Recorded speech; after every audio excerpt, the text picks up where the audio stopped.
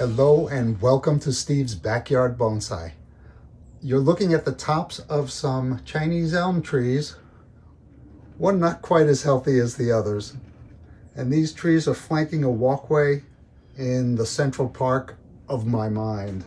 Sometimes, as careful as you may be looking at your trees, trying to inspect them throughout the year for any kind of infestation, unless you have them in the greenhouse and are working on them actively, you might see something. But I'd like to show you how you might find telltale signs of something going on, like you'll see a floating leaf. And you know it must be hanging from a web. And then you look around and there's another floating leaf. And then there's another one. So you know you have some sort of web happening. Look for telltale signs even if you don't see the actual insect. So here we are. It's been kind of pampered in the greenhouse while it's losing its leaves. And I have it in here because the landscape gets really knackered out there. The squirrels come in, the birds come in, they try and look for worms in the lush green. This was not lush green at all this summer. It looks the best that it did right now. So what has to be done with this, I'm going to defoliate and look at branches and whatnot, but I also want to work on the landscape. These divots, I've got to dig them out. I've got to get down to substrate. I've got to figure out what's going on with the roots here. I got to see if there's any reason why I think this tree must come out now. And I'm not sure I'm going to get to all of that now, but I'm just going through what needs to be done. There's a little bit of a repair here. I just need to glue that down. And I've thought about what I want to put in these planters, and what I really want to put in these planters is some azalea cuttings and keep them very small and watch the new growth come and keep them trimmed down. I don't know, it might be foolhardy, but that's kind of what I'm seeing. This root over rock, which is not accidental, has had to have a brace on it. I think it might be time for this brace to come off. And this tree is pretty sturdy here, but I've let a nice cushion of moss grow here, so the roots may just be very flimsy and in and among, but I do remember some roots leading out. I don't see any remnants of them, and I don't see little points trying to go somewhere else, except for like right here. And there's a little dried up one over there. So I've got to see what I want to do with these roots as well. So for the infestation, once this is defoliated, I'll spray it down with soap and water, take it outside and rinse it really good. I might try to spruce up these bricks with a little, I was thinking I want to try boiled linseed oil, see if that works. Just to keep them more red, keep them a little more waterproof. They are deteriorating. You may not be able to see it in this view, but I will show you a view of that. They are deteriorating somewhat. So this, I hate to say it, but this brickwork might need to be redone someday. So I think we better get started on this.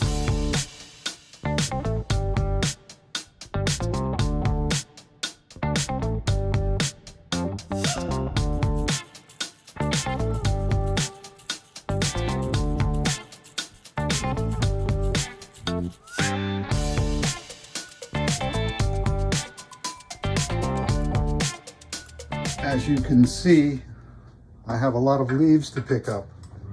But right now, I think I want to just remove this little brace, this little support that I put in here to help this tree along. It has done its job, and I put it in here knowing that I'd be removing it. So that piece is up. Now, I also had a piece holding some roots down. This goes through and around, so I'm gonna have to pull it through on this side, I think. In this side? Yeah, I'll have to pull it through on this side. So I'll cut it short here. And let's see.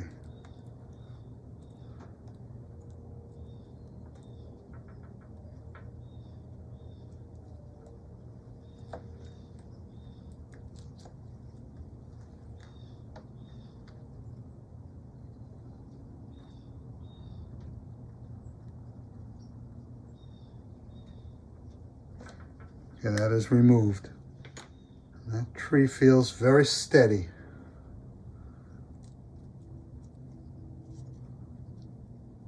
All right, that's all I'm going to do. I'll clear some of that away over the winter as I work on this tree, or maybe when I clean up the landscape. All right, I want to look at the structure of these trees. This tree here, I think I can remove this much of this branch to the benefit of the tree. And I think I can thin this out a little bit here as well. I think this piece in the middle can come out. Might have to do this in stages just to simplify this intersection. So this comes up now and is the leader of this tree, of this branch, or it co-leads with this. Yeah, maybe this should be the leader, and I'll come back on this one. I could come back to here. And I'm working on these trees, acting together as a grouping of trees, not interfering with one another. So, now looking at the branch ends. It's nice to have something down low, but this is crossing down and around. I'm going to take it to here. And maybe I'll get some lower growth here, but growth that looks better. And I'm going to take this little branch off that's growing in a weird direction. To follow this branch now to the end, it comes up and it comes down and it comes back up and it divides into two here. It divides down here as well. I like all of that. I'm just going to take the end off and I'm going to trim what looks like old stubs off the end of these branches.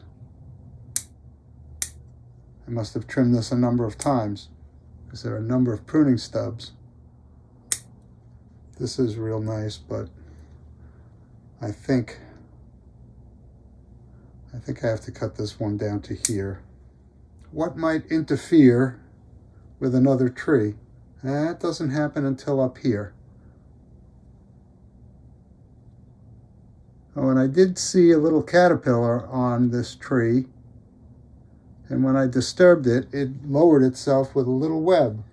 So because I haven't seen any other webs, I'm now going to blame that little caterpillar. I'm going to take this off here and remove a pruning stub. I want to minimize interference with a neighboring tree.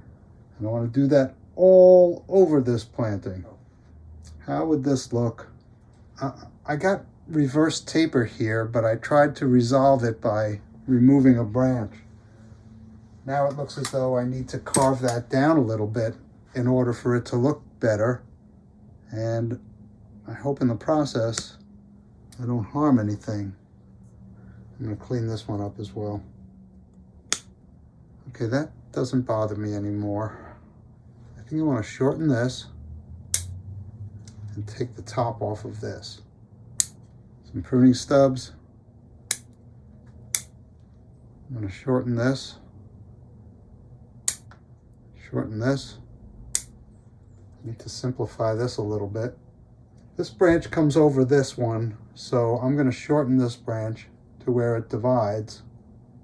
I don't know if that one's alive. I can adjust this in spring.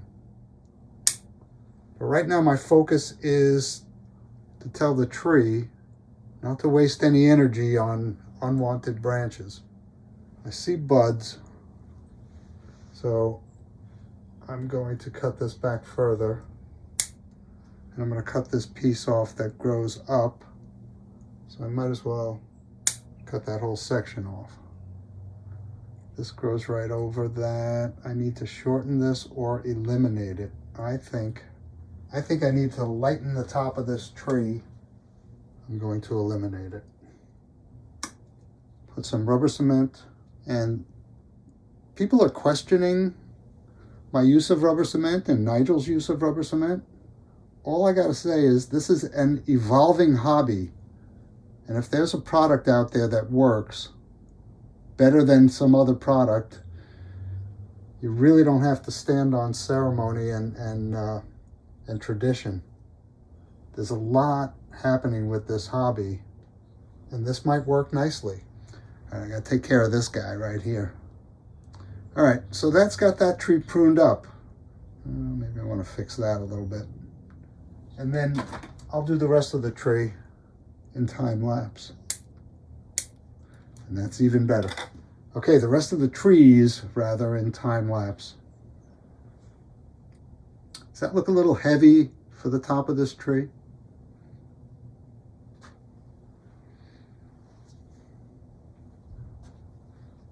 It does.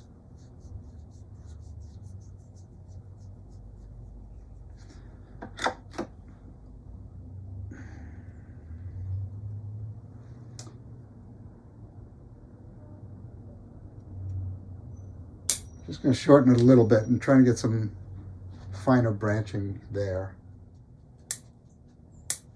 Yeah, this tree looks nice now. All right, let me get in there and do that with the other trees. I might even clean this up a little bit. I'm thinking of taking the top off of this tree, this little ugly thing that happened here. I don't know if I can work this to a new apex. I don't think I can clean this up.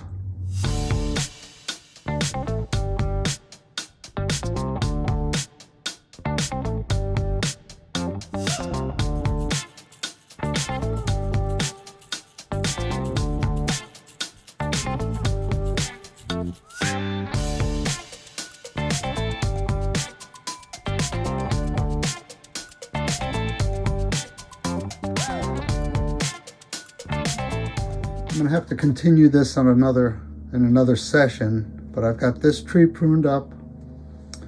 This tree I went a little nuts on and cut the top off. Big bulge there. And I'm just hoping I get some back budding, or maybe this grows out. I did a little pruning on this tree. This is the one I'm very worried about. And I pruned this tree up. Also cutting quite a bit off the top.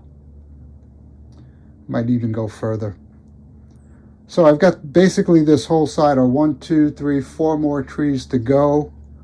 I'll pick that up within the next day or so, and we'll continue this. Okay, it's the next day now. I haven't done any work since yesterday. I've pruned this tree. Did I prune this tree? Yes, I pruned this tree. This tree, I think I pruned this tree badly, but I think it was the best thing I could do. There was a real weird lump right here. And I pruned this tree and this tree. I didn't really prune this one much. This is a very weak tree. So I'm going to move around now and go to this tree. Now I want to show you this tree. All of the other trees have to work in harmony with one another. This one is kind of off on its own, and I need it to fill a little more space here, a little more space here, and it is growing to be a nice wide tree. I don't think I'm going to do much to this tree. In spring, I will wait until the foliage starts coming out and then prune it back a little bit Well, maybe I'll do a correction here where there's something overlapping, but for the most part, I like what's happening with this tree, and I did take the support off of it, and I'll be exposing some of that when I do the work on the landscape. All right, let me just make that one correction I said I would do, and that is here.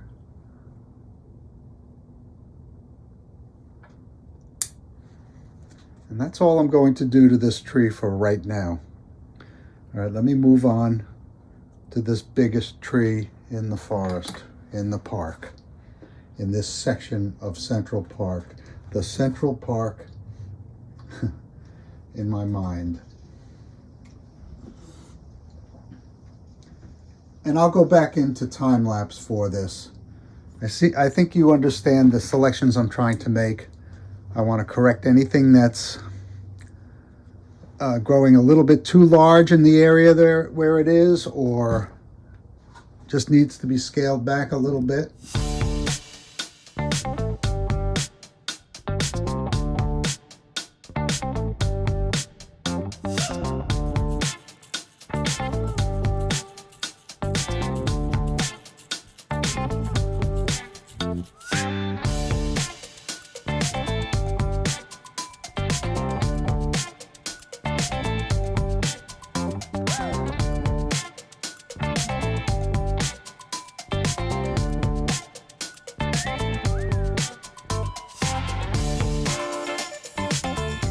So that's all of the pruning I'm going to do on the trees.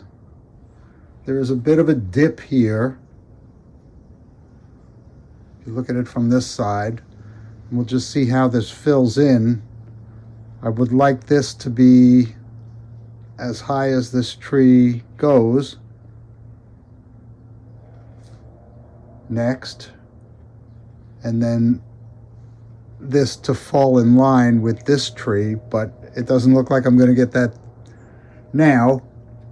I like what's happening with this tree. I'm just going to let it grow. There's some structural things in there that I will correct later on, but I don't want to remove any health from this tree. So that's it on the branches. Let's look at the landscape. Part of me wants to just take a leaf blower to this thing, but I think I better pick them out and inspect the landscape and see what's going on.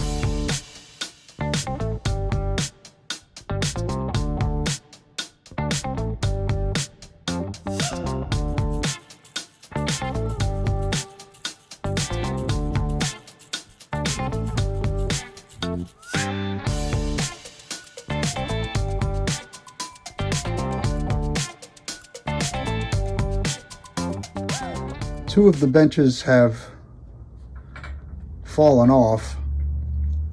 Eventually this glue gives. I'm gonna have to stick one of these legs down on this one a little bit, and then I had another bench back here and one in the middle, and I'll put those back.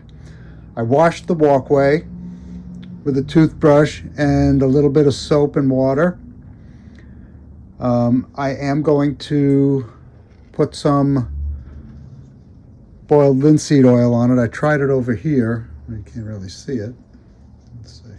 Yeah, I tried it over here, and it seemed to work really well. So once this dries, I'll put I'll brush some boiled linseed oil on it and see how that looks. I will have secured the benches already because I don't want to glue to oily surface. And you can see this is flashing out already here. I would love to maintain the orange color or the red color. So I think the first thing I have to do is clean out this side. Now that the trees are all ready to grow in the spring, I want to clean out this side and take all the old moss off of this. I want to do this very gently because there are roots that I do not want to disturb in this section. And if I can preserve the moss, I will. If not, it is a casualty of this sort of work, And basically I'm just scraping away the top, and I will assess the drainage, because that will tell me how much I might need to scrape away that I'm not anticipating. And I'm going to use whatever I can to discover what's down here. The anchoring of these trees is tenuous at best. And one of the great lessons I learned doing this penjing is that it's got to be able to be dug up at some point and repotted, even if it's back in the same pot. And this one will be very difficult to do that. Not impossible. Each one of these little depressions here is a planting area unto itself. There is a pathway underneath this walkway for water to escape onto the other side. So watering evens itself out. One of my biggest concerns here, I mean, it definitely has to be moss, right? So what has to be under the moss? It has to be something that holds water, because it's got to support the moss. It's also something that's got to be able to transpire water to the area below to water the roots. You know, just the overall design of a penjing like this, you've got to take the movement of water into account. Any penjing and any future penjings of mine, you know, are going to have that kind of engineering built in, or at least attempt to. So I have to decide what to put down under the layer of moss. Maybe like a semi-coarse sand, which would allow the water to get through, and moss will grow on sand. I don't know. Put your ideas in the comments. I'm probably not going to get that far in this video. Okay, I've got a hard root here that probably wants to show its face at some point on the surface. And I kind of imagined that would happen, but it's going to lock these plantings in. It's not going to allow repotting. How long you can keep a penjing like this without repotting, I think that's yet to be figured out. But repotting will be a part of the thought process for future penjings. And there will be future penjings. I got one that's keeping me up at night. I don't think I'm harming anything by exposing these surface roots. All right, you see what I'm going through. I'll come back when this is done and we'll talk about the next step. All right, as you can see, I took quite a bit of the substrate off. Actually, this is the substrate. I took the coating that was on it off, which was muck. And it was pretty thick. And I guess it supports moss pretty well, but it doesn't allow water to permeate through very easily. So what I think I'm going to do is get a layer of, I'm going to say fine, not super fine, but not coarse sand on top of this, and put, oh, Luca. Everybody see Luca? What's the matter, buddy? You want to go in? It's a little chilly in the greenhouse, is it?